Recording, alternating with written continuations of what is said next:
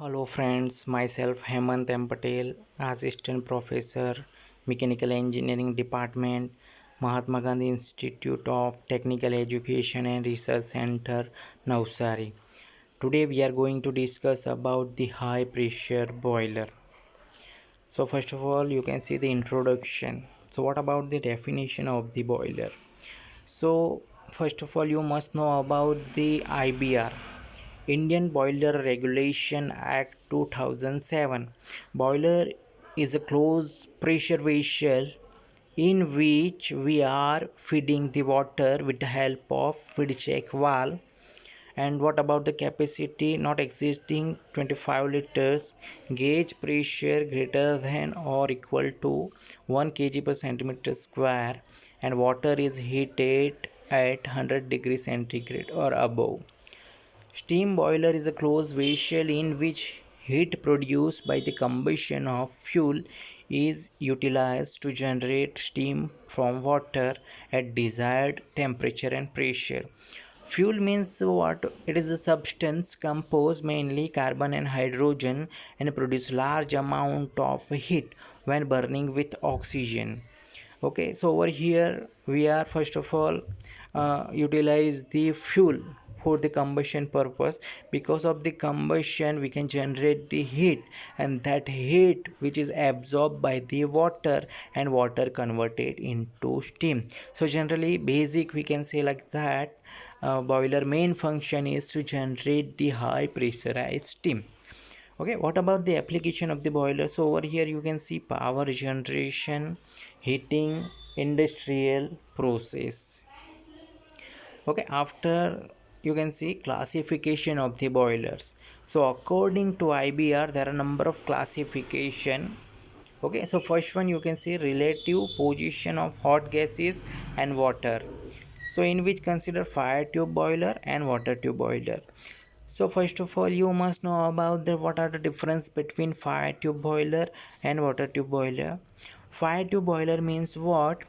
From the tube flue gases is passing and surrounded the water, that is known as the fire tube boiler.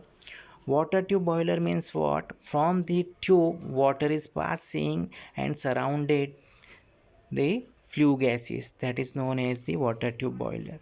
So in fire tube boiler considers Cochrane, Lancashire, Cornish and locomotive boiler, and water tube boiler in which consider Babcock and Wilcox boiler. Second, geometric orientation of boilers means what? According to axis we can say like that, this is the vertical boiler or this is the horizontal boiler. So vertical boiler means what? The axis of the cell, that is known as the vertical boiler, and axis of the cell which is the horizontal, that is known as the horizontal boiler, in which consider the locomotive boiler. Third one you can see method of firing. So internally fired boiler or externally fired boiler. In internally fired boilers what happen? Whatever the fuel combustion inside the cell, that is known as the internally fired boiler. Externally fired boiler means what? The combustion taking place outside of the cell, that is known as the externally fired boiler.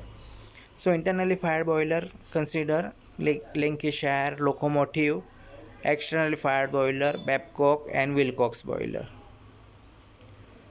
Further we can see pressure of steam. According to IBR there is a range is decided: low pressure boiler, high pressure boiler.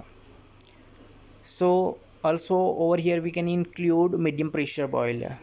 Low pressure boiler range is below the 18 bar pressure, or high pressure boilers consider greater than 80 bar pressure.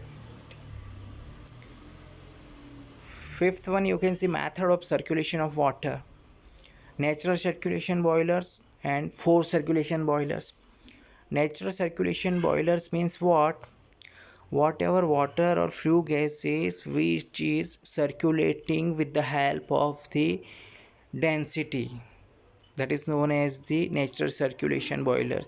Means what? The circulation of water or flue gases which is circulating by the naturally. There is no any kind of devices we can utilize. That's why it is called is the natural circulation, in which the circulation is occurring due to the density difference. Force circulation boilers, just name is enough. Over here force.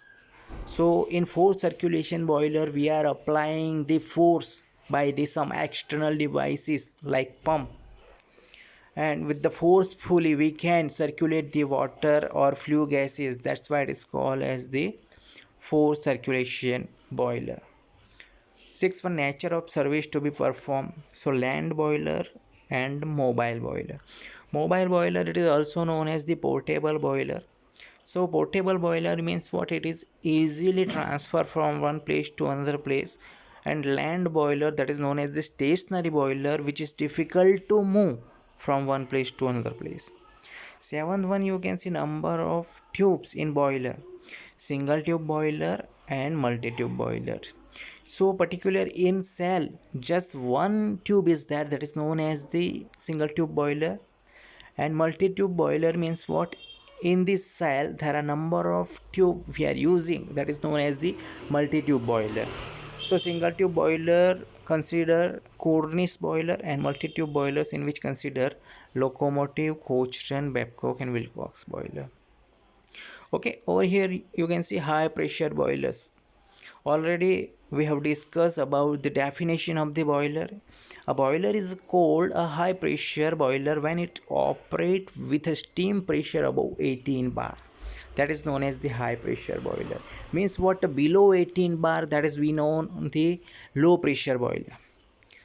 So basically the high pressure boilers are widely used for power generation in thermal power plant. There are a number of high pressure boiler: Lamont boiler, Benson boiler, Loeffler boiler, Babcock and Wilcox boiler. Features of high pressure boiler. Okay, so over here first one you can see forced circulation of water. So basically when we are using the forced circulation, at that time we can generate the steam easily. Second, large number of small diameter tube. Over here you can see whenever we are using small diameter tubes, from the tubes whatever water or flue gases is passing, at that time heat will be absorbed properly. That's why we are using the small diameter tube. So heat generation rate, or we can say like that, heat absorption rate will be increased. Higher steam pressure and temperature, because over here already our name of the boiler high pressure boiler, that's why whatever steam will be generated which is higher pressure and temperature. Improved mode of heat transfer and heating. Pressurized combustion. Over here we are using the pressurized combustion. Means what? Whenever we are using the pressurized combustion, whatever fuel will be combustion, at a time heat rate will be increased. That's why we are using the pressurized combustion.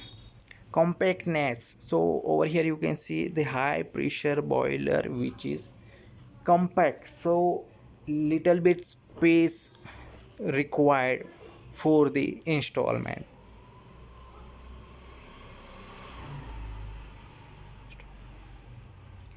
High efficiency and once through boiler. Once through boiler means what? There is no we can utilize any steam drum or any reservoir. That's why it is called the once through construction. Requirements of perfect steam boiler. So over here you can see first one should be absolutely reliable, capable of producing maximum steam at required pressure for minimum fuel consumption, with minimum attention and minimum initial cost and operating cost. Simple construction will be there. Quick starting from cold, strong enough against temperature stress and strain. Stress and strain means stress we can say like that, particular load by area, and strain means what? Change in length upon original length. Well designed combustion chamber. because in combustion chamber we are combustion particular that fuel and a high amount of heat will be generated. That's why well designed combustion chamber is required. Less floor area, space and lightweight, best gauge, safety valves and other mountings, easily accessible for inspection, cleaning and repairs. Advantages of superheated steam. Steam consumption of the engine or turbine is reduced because superheated steam we are throwing on to the turbine. At that time, little bit less amount of steam is required to rotate the turbine. Erosion of turbine blade is eliminated. Efficiency of the steam plant is increased. Losses due to condensation in the cylinders and steam pipes are reduced. Whenever we are using the superheated steam, we are getting this type of advantages. Okay, over here you can see first Lamont boiler. It is introduced by Lamont in 1925 and it is the first four circulation boiler. That's why it's called the Lamont boiler. Steam generation capacity around 45-50 ton. Okay, so what actually working? So over here you can see the figure, right? So there are number of component, you can see number of component. This is the air preheater. Air preheater. So what is the function of air preheater? Just name is enough. Whatever air will introduce into the combustion chamber, it will be preheated. That's why it is called the air preheater. Because why air is required in combustion chamber, we all know for the combustion purpose air is required, right? So over here we are introducing the hot air. Okay, so air preheater to function to increase the temperature of air, right? That is known as the air preheater, right? So over here you can see cold air which is passing through the blower inside this tube, right? So it comes the way of the flue gases, right? This line is known as the flue gases which is goes into the chimney. So over here what happen, air temperature which is lower and flue gases temperature which is higher. That's why what happen, whatever heat of that particular flue gases will be absorbed by the air, so air will become a heated, right? And over here you can see hot air to the combustion chamber. So that hot air which is goes into the combustion chamber where combustion is taken place, right? So this is the air preheater. Okay, second thing you can see over here, the economizer. What is the function of economizer? Whatever feed water we are passing into the economizer, at that time what happen, economizer also absorb the heat from the flue gases which is goes to the upward direction. At that time what happen, this feed water temperature is lower, flue gases temperature is higher. At that time what happen, whatever water is passing through the economizer, at that time whatever heat of that flue gases will be absorbed by the water, and after that water goes into the steam generating drum. Okay, so that's why we are using the economizer. After what happen, this steam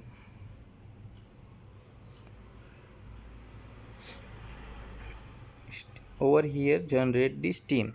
Okay, but over here whenever we are using the economizer, not that much amount of steam will be generated. that's why that preheated water which is goes into the radiant evaporator with the help of steam circulating pump, right? So radiant evaporator, what happen in radiant evaporator, we all know that the function of the evaporator to absorb the heat, but over here you can see the radiant evaporator means what, due to radiation or with the help of radiation absorb the heat, that is known as the radiant evaporator, right? After that water which is goes into the convective evaporator. So over here, according to convection, heat will be absorbed by the water, that's why it is known as the convective evaporator. After that water goes into the steam separating drum, and over here steam will be generated. That steam is passing through the superheater. Over here you can see superheater. What is the function of superheater? To increase the temperature of steam, right? So that superheated steam which is passing onto the prime mover, so we can say like onto the turbine, right? So this is the simple working of the Lamont boiler. And over here is a flue gases which is goes through the chimney into the atmosphere. Okay, so this is the Lamont boiler, first four circulation boiler. Okay, now second you can see Benson boiler, and over here you can see once through boiler. Why it is known as the once through boiler? So over here you can see there is no any kind of steam separating drum, right? That's why it is called the once through boiler. Means what, over here one end, from the one end we are feeding the water, and that water is passing, and it is in the second end you can generate the steam, right? So no any kind of reservoir we can say. So that's why it is called the once through boiler. Okay, over here also you can see this is the air preheater. Already we have discussed to increase the temperature of air, and that preheated air which is goes into the combustion chamber. Okay, feed water which is passing through the economizer. After that feed water goes into the radiant evaporator, after goes into the convective evaporator, after it is goes into the superheater, and after steam will be generated, and which steam which is thrown onto the turbine. So basically same working which already we have discussed in Lamont boiler, right? But over here one advantage, because no separating drum is utilized, that's why around 20 percentage cost will be reduced, right? 20 percentage cost will be reduced. So over here nothing, you just see air which is passing through the air preheater, and that hot air which is goes into the combustion chamber. Second thing, you can see water which is passing through the feed pump and goes into the economizer. We all know the function of the economizer: to heat, to increase the temperature of feeding water. And after that water which is passing into the radiant evaporator, over here due to the radiation heat will be absorbed. After that heat, or after that water which is passing into the convective evaporator, over here with the convection heat will be absorbed by the water, and after whatever steam will be generated which is passing into the superheater. What is the function of superheater? To increase the temperature of steam, and that superheated steam which is goes into the prime mover, right? So this is the working of Benson boiler. And why it is known as the once through boiler? Because over here no we are using any kind of steam drum or separating drum. Okay, after you can see the Loeffler boiler, right? So indirect heating is combined with forced circulation.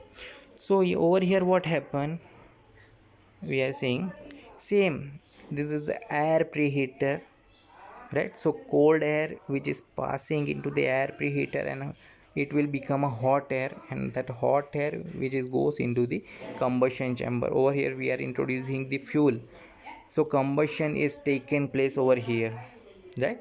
So what happen whenever we are combustion that fuel, at the time hot flue gases will be generated. That hot flue gases will be goes in this direction, and after goes into the chimney, right? So over here you can see this is the feed water. With the help of feed pump we are introducing into the economizer for the increasing the temperature of feed water. After that feed water goes into the hot evaporating drum. Okay, so in evaporating drum, whatever steam will be generated, that steam with the help of steam circulating pump passing into the radiant superheater. Okay, in Lamont and Benson boiler we are supplying the feed water into the radiant evaporator, but over here you can see whenever steam will be generated, after that steam is passing into the radiant superheater. So over here the temperature increase of that particular steam through the radiation, that's why it is called the radiant superheater. After that steam which is passing into the convective superheater, so over here due to convection to increase the temperature of steam, that's why it is called the convective superheater. And after it will become a superheated steam, so that superheated steam we are supplying onto the prime mover. But basically over here what happened, around 25 or 30 percentage steam is required to rotate the steam turbine. So little bit whatever remaining steam which is goes into the evaporating drum to generate the high pressurized steam, right? So it is required whatever amount of steam is required to enough to rotate the steam turbine, so remaining steam which is goes into the evaporating drum, right? So already we have discussed about the function of air preheater, economizer, superheater, right? But over here you can see one evaporating drum when we are using, right? So cost will be increased.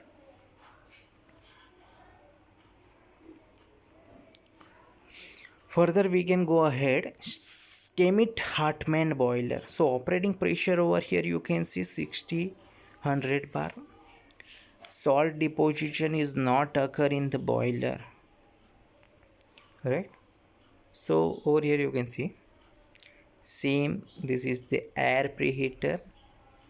We are supplying the air from the atmosphere and passing through the air preheater, so increase the temperature of air, and after hot air which is goes into the combustion chamber, right? So after you can see this is the hot well. So whenever we are using the feed pump for the circulate the water into this feed preheater, and after that water which is goes into the evaporator or steam generator, right? This is one circuit we can say like that, or this is a secondary circuit. Or first circuit you can see this is the water drum, right? So water which is passing through the primary evaporator, right? Over here what happened, this is a combustion chamber, so hot flue gases will be generated which is passing to the upward direction. In between this primary evaporated installed, at that time what happened, water will be converted into steam, right? So the steam is goes into the primary separator. After only steam which is goes into the upward direction, right? Or little bit water is remaining which is goes into the non-return bar. Okay, so over here what happen, steam will be generated, right? Or that steam which is passing through the superheater, and in superheater the temperature of steam will be increased, so it will become superheated steam, and that superheated steam which is goes into the prime mover, right? So over here you can see in Schmidt Hartmann boiler there are two circuit we are using, right? First circuit, you can see this line I am drawing, you just see. Okay, this is the first circuit, right? And second circuit, you can see this is the second circuit, right? So over here two circuit we are using for the to generate the high pressurized steam. Okay, this is the Schmidt Hartmann boiler. Further we can go ahead. Advantages of high pressure boiler. So first one, high pressure boilers use the forced circulation of water, which ensures the positive circulation of water and increase evaporative capacity. They require less heat of vaporization. They are compact and thus require less floor space. Due to the high velocity of water, the tendency of scale formation is minimized. Over here you can see scale formation in Lamont boiler, which is first introduced by Lamont in 1925, in which there are two main difficulties. One first one is bubble formation and second one is scale depositing, right? So whenever we are using the high pressure boiler and pressure up to the critical pressure, whenever we can reduce or we can overcome that difficulties. Okay, after you can see advantages, all parts are uniformly heated and the danger of overheating is minified. So in high pressure boiler, all parts which is uniformly heated, right? So overheating will be reduced. The steam can be raised quickly to meet the variable load requirements without the use of complicated control devices. The plant efficiency is increased because over here we are using the high pressure boiler, right, over the conventional boiler. With the use of high pressure boilers, the steam generation is economical. Okay, disadvantage, I already told about the Lamont boiler have difficulties. Bubble are formed at the inner surface of the heating tube. Sometimes the tubes are overheated due to the insufficient of water. It can only the function on liquid or gaseous fuel. Okay, so basically over here we can understood about the boiler, what is the function of boiler, what type of boiler we are using. Okay, so basically I hope that you just got the knowledge about the high pressure boiler. Thank you.